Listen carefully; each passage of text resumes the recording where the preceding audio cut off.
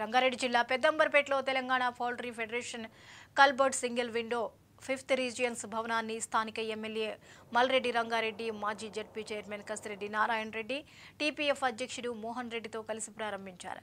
HMD పరిధిలో poultry రైతులు నిర్మించుకునే షెడ్ల గురించి సీఎం రేవంత్ రెడ్డికి వివరించి వాటిని తీర్చే విధంగా కృషి చేస్తానని ఎమ్మెల్యే మల్రెడ్డి తెలిపారు. ఈ భవనం మౌలిక సదుపాయాలకే కాకుండా అభివృద్ధి తమ ఫెడరేషన్ పౌల్ట్రీ రైతులను శక్తివంతం చేయాలన్న అంకిత భావానికి ప్రతీకని టీపీఎఫ్ అధ్యక్షుడు మోహన్ రెడ్డి అన్నారు.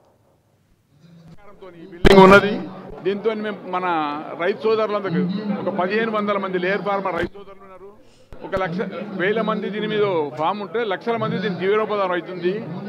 ఇందుకు ఎడ్యుకేటెడ్ అన్ఎడ్యుకేటెడ్ బిజినెస్ వాళ్ళందరూ కూడా మేము ఉపాధి కల్పిస్తున్నాము.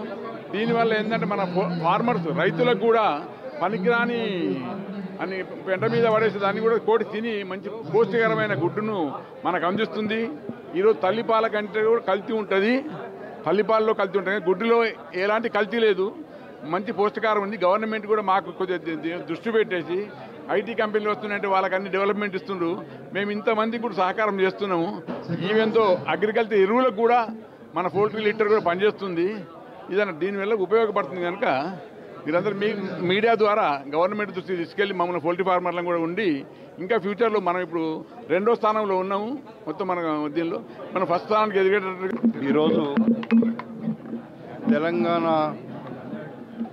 పౌల్ట్రీ ఫెడరేషన్ పక్షాన ఒక చక్కటి అడ్మినిస్ట్రేటివ్ బిల్డింగ్ ఇక్కడ నిర్మించడం అనేది నిజంగా ఇది రైతులకు, పౌల్ట్రీ రైతులకు ఇది ఒక వరం లాంటిది. ఏదైనా సంఘటితంగా పనిచేస్తే ఈ పౌల్ట్రీ వ్యవస్థ ఒక పెద్ద వ్యవస్థ.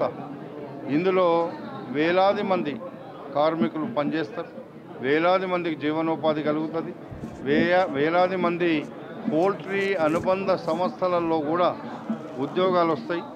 మేము ఈ దాన్ని కూడా ఒక పెద్ద ఇండస్ట్రీ కిందనే ట్రీట్ చేసి రైతుల ఇండస్ట్రీ కింద చేయాలి తప్ప ఇది కమర్షియల్గా కాకుండా రైతాంగానికి సంబంధించినటువంటి ఇండస్ట్రీగా భావిస్తే తప్పకుండా పౌల్ట్రీ రోజు రోజు దినదినాభివృద్ధి చెందడానికి అవకాశం ఉంది.